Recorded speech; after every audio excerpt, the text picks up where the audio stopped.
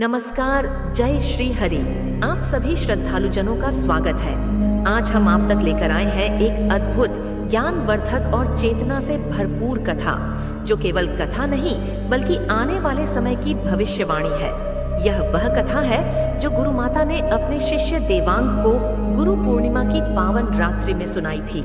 इसमें है कलयुग की सच्चाई, मानवता का पतन, प्रकृति की प्रतिक्रिया और भगवान विष्णु के अंतिम अवतार भगवान कल्कि के आगमन की घोषणा। तो ध्यानपूर्वक सुनिए, समझिए और आत्मा में समा लीजिए। यह दिव्य वाणी गुरु माता की दृष्टि से कलयुग और कल्कि अवतार की पूर्ण कथा। पूर्णिमा की रात थी। शीतल चंद्रमा की रोशनी में हिमालय की एक शांत कुटी में गुरु माता ध्यान मग्न थी। उनके पास बैठा शिष्य देवांग मन में कई प्रश्न लेकर आया था। उसने सिर झुकाकर पूछा, गुरु माता, आप बताती थी कि कलयुग सबसे कठिन युग है, लेकिन यह युग है क्या? इसकी पहचान कैसे की जाए?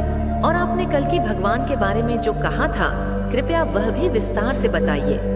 गुरु माता ने धीरे से आंखें खोली। उनके चेहरे पर एक दिव्य प्रकाश था। वे मुस्कुराई और बोली, देवांग, यह युग जिसे तुम कलयुग कहते हो, यह धर्म का सबसे पतनशील काल है। 4 युगों में यह अंतिम है। इसमें धर्म का केवल एक पांव बचता है, वह भी धीरे धीरे टूटता जाता है। इस युग की सबसे बड़ी पहचान है मनुष्य का स्वयं को ईश्वर से ऊपर समझना, यानी अहंकार। लोभ इतना बढ़ जाएगा कि मनुष्य किसी का भी हक छीन लेगा। क्रोध इतना होगा कि अपने ही रिश्तेदारों का संहार करेगा और फिर भी शर्मिंदा नहीं होगा। कलयुग में मनुष्य अपने लाभ के लिए दूसरों को दुखी करने में संकोच नहीं करेगा। दिखावा धर्म बन जाएगा और धर्म केवल किताबों में रह जाएगा। गुरु और शिष्य के बीच का रिश्ता एक लेन देन का सौदा बन जाएगा। स्त्रियों को केवल वस्त्रों और सौंदर्य से आंका जाएगा। उनके गुणों और मर्यादा की कोई कीमत नहीं बचेगी। बेटा पिता को त्याग देगा और बेटियां माँ बाप को बोझ समझेगी। विवाह अब मिलन नहीं बल्कि एक व्यापार बन जाएगा, जिसमें प्रेम नहीं, लाभ की गणना होगी। मनुष्य का मन इतना विकृत हो जाएगा कि वह दूसरों की पीड़ा देखकर हंसेगा और अपनों की हत्या करके भी गर्व करेगा। कलयुग की कुल अवधि 4,32,000 वर्ष की है। अभी केवल लगभग 5,000 वर्ष बीते हैं और 4,27,000 वर्ष शेष है। जैसे जैसे यह युग आगे बढ़ेगा, पतन की रफ्तार और तेज होती जाएगी। धर्म, सत्य और दया लुप्त हो जाएंगे। लोगों में करुणा नहीं बचेगी, केवल स्वार्थ और लालच रहेगा। और जब यह युग अपने अंतिम चरण में पहुंचेगा, तब मानव जीवन की स्थिति अत्यंत दयनीय हो जाएगी। कलयुग के अंत में मनुष्य की औसत आयु केवल 20 वर्ष रह जाएगी।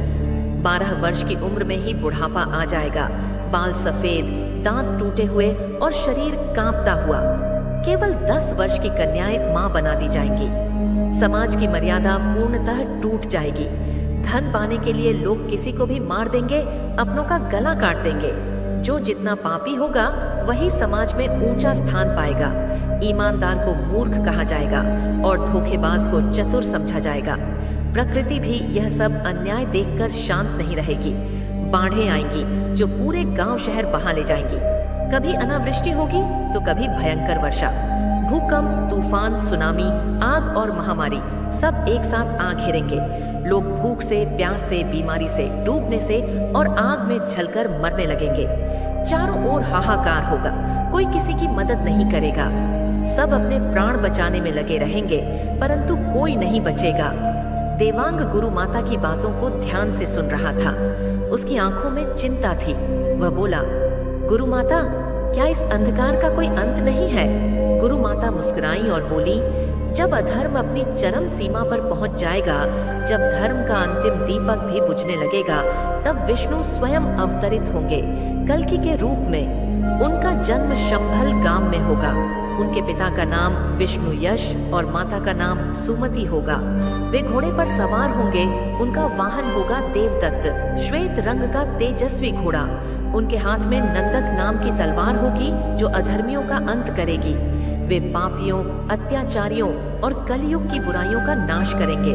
फिर धर्म की स्थापना होगी और सतयुग का आरंभ होगा।